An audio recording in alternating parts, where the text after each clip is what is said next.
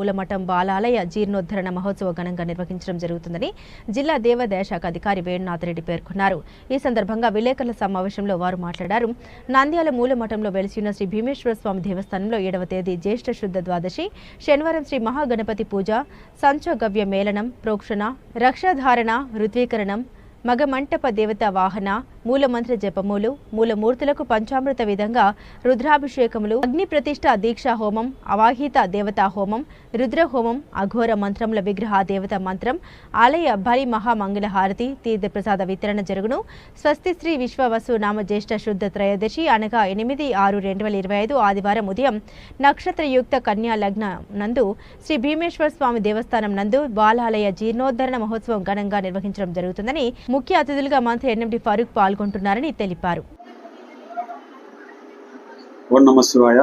నంద్యాల పట్టణ ప్రజలకు మరియు భక్తాదులకు అందరూ తెలియజేయడనగా నంద్యాల పట్టణం ఈశాన్య మూలలో వెలిసిన శ్రీ భీమేశ్వర స్వామి దేవస్థానం అందరూ భక్తుల యొక్క నాడిలో ఉన్న మూలమఠం క్షేత్రాన్ని జీర్ణోద్ధరణ పనుల కింద దేవాదాయ శాఖ వారు 1,25,00,000 మంజూరు చేసినారు.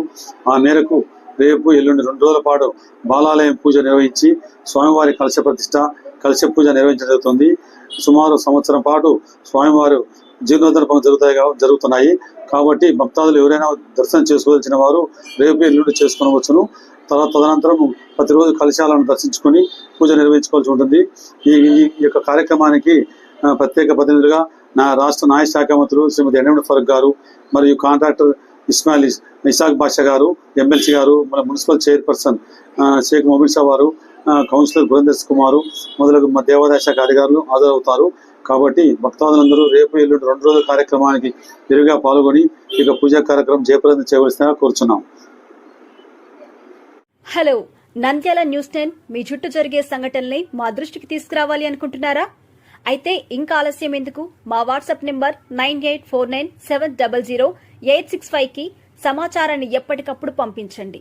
మా నంద్యాల న్యూస్ 10 ద్వారా మీ సమస్య పరిష్కరించుకోవడానికి ముందడుగు వేయండి.